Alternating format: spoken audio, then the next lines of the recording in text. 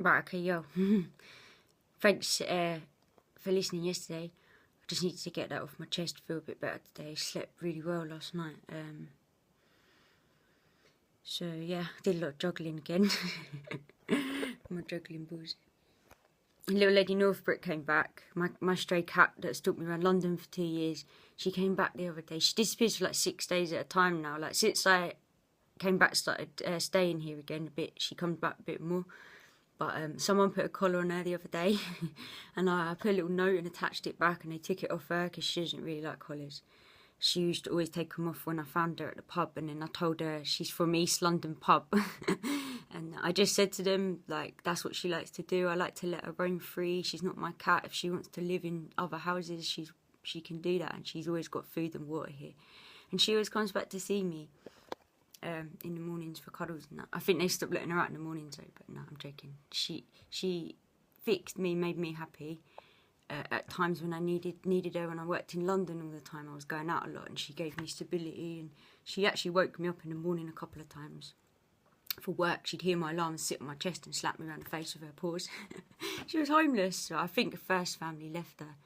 Anyways, I'm ranting. Just want to talk about this I saw last night. So everyone knows I have this thing about purple and the colour purple, and then it got brought up again when I was in the New Forest because some of the festival lot are all spread out around like New Forest, Somerset, Devon, and we're making stages on it at the moment. So I've been looking at like the lotus flower, the way the four in it like look like a kite pulled back, bouncing light. But then this 11-sided stretchers doing a bit more for me at the moment because I said yesterday that it's bouncing, so I want to make loads of different shapes, and I'm actually having visions of making, say, like if you picture the front of an aeroplane where the thing, if you know the nose of it is like 3D, isn't it? It's like goes like this, and it's like I was thinking of making frames like that, but the things I want to paint on them, you know, you could do a spiral on it, but it would actually be a 3D, and I want to muck around with that, and then the lighting and the shadows and things, so we're building them right now. But talking about the colour purple, because I was talking a lot about money in my video yesterday,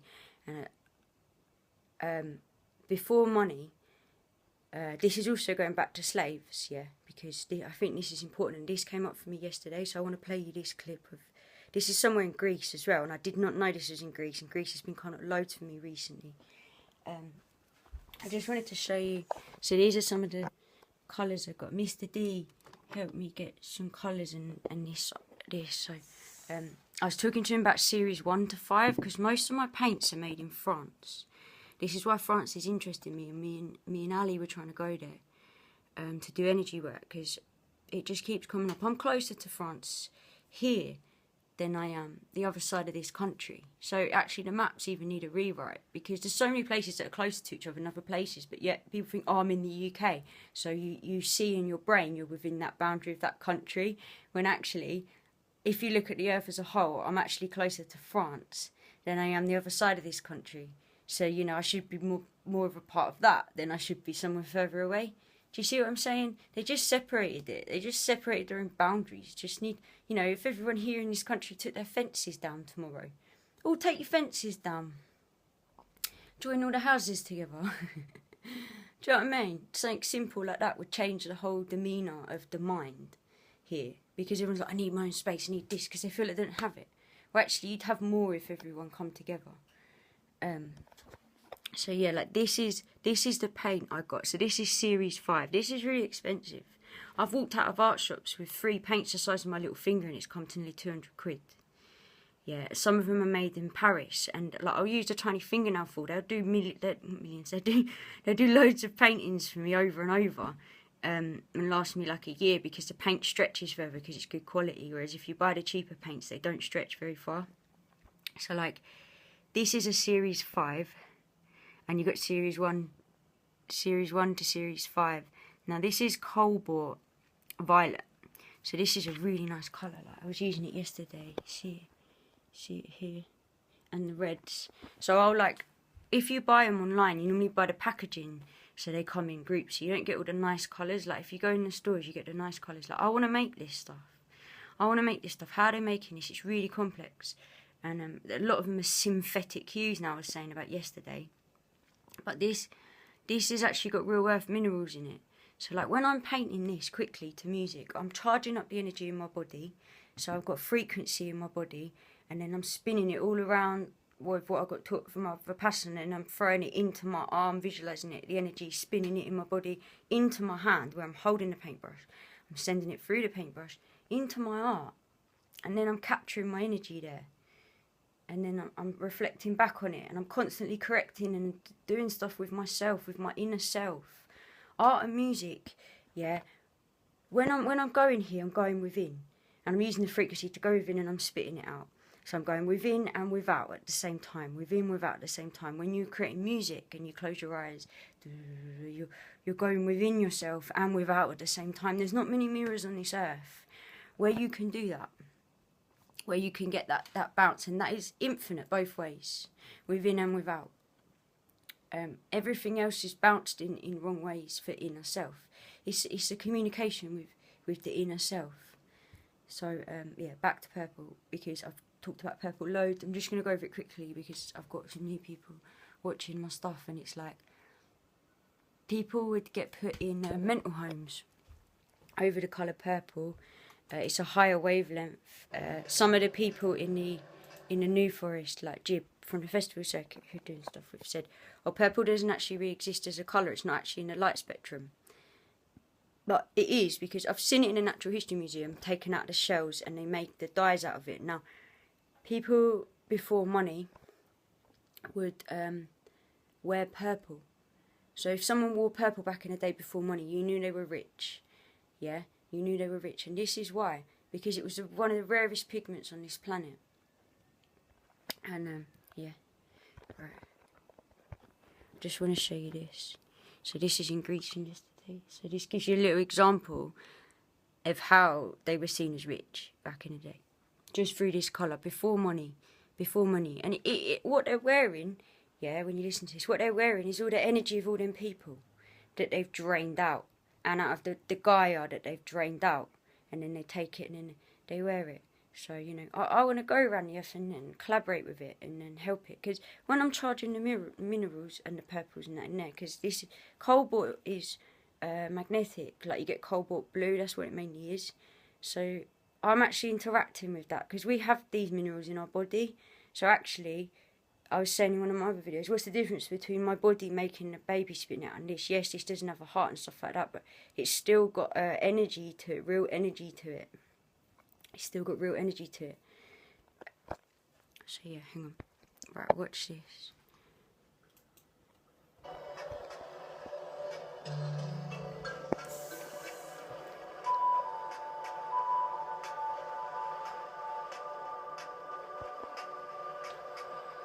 And it takes 12,000 as well of these to make one garnet.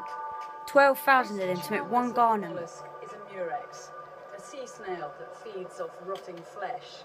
Hence the disgusting smell that you're very lucky not to be experiencing directly.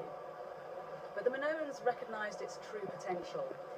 They could extract something from this that was worth its weight in silver. It was known simply as purple, a textile dye.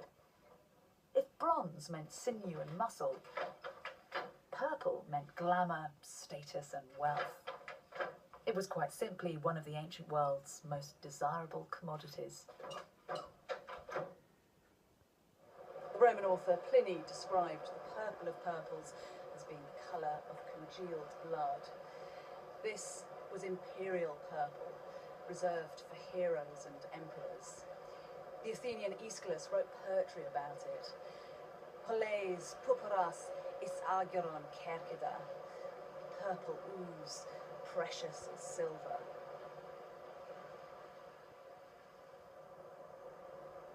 In classical times, the eastern city port of Tyre was recognised as the source for this precious dye. But recent archaeological work suggests that centuries before, the Minoans might well have pioneered the production of purple.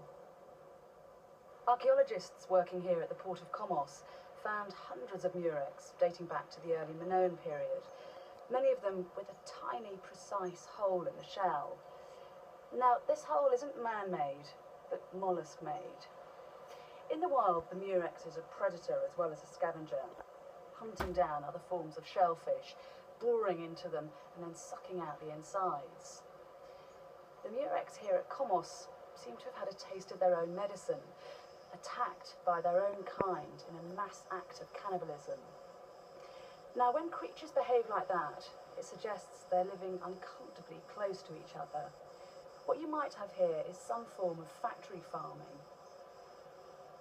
Mass production makes sense when you realise it took 12,000 murex to create enough dye to colour the hem of a single garment. Purple would have made the Bronze Age Cretans brand leaders at the luxury end of the Eastern Mediterranean trade.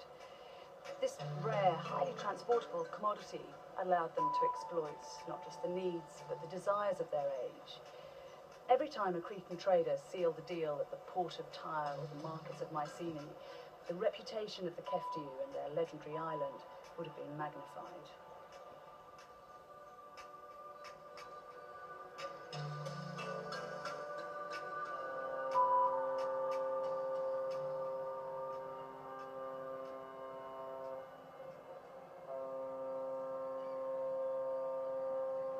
But it wasn't just products that were crossing the seas.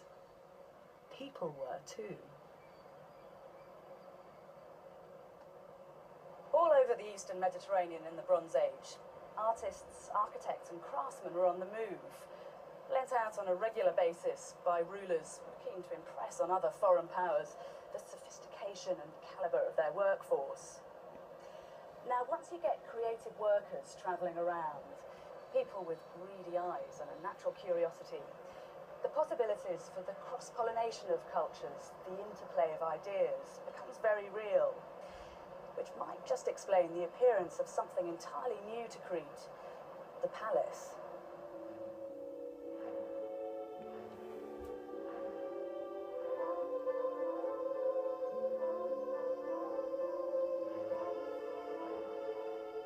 The arrival of these extraordinary and enigmatic buildings, 1,000 years or so after the introduction of bronze to the island, marks another significant milestone in the evolution of Minoan culture.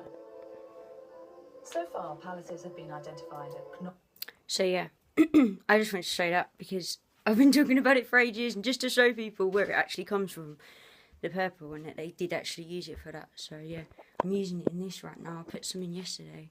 I've added a bit more to it since the last video, but it takes a while to dry at the moment.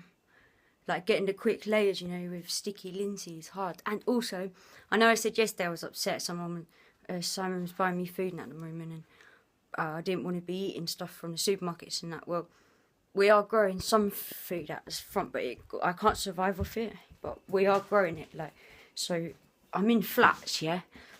But this is the outside bit downstairs, I think you can see. So, like, see where that purple bush is? We grew loads of potatoes and tomatoes in there. The tomatoes are being ready every day at the moment. But yeah, I think you can see. Yeah, so they were bleached, and we didn't know why they were bleached. Like, they went yellow, and someone told us it's because they're ready.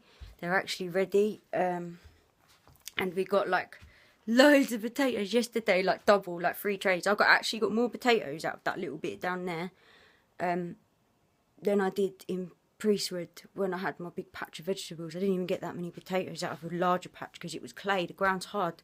It's not got good energy in the soil up there. It's too hard for them to grow. Whereas here, we were getting soil from all over, like, because no one's got soil here. There's no ground really. So every time we're going somewhere, we're nicking bits of soil in buckets and that, and then filling it up over there, and then we grew these. So yeah, I was really happy because I did that video yesterday saying I was upset because I didn't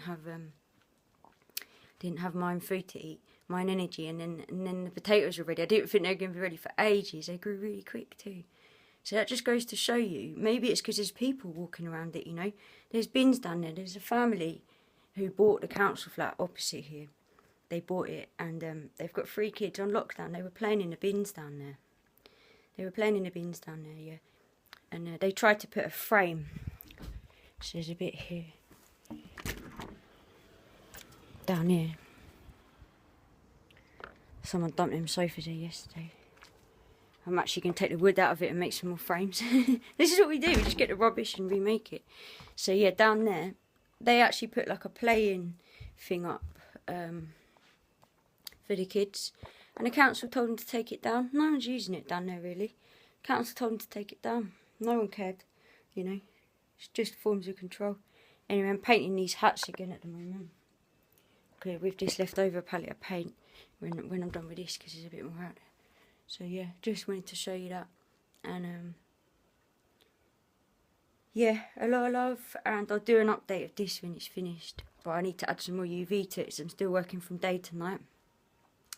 But like, if we got this and pulled that forward, all you'd need is a few extra bits to meet in the middle, and then it would make it more come out. And then if I painted on that, you know, that would work well with some of the stage designing that we're doing at the moment. Alright, a lot of love.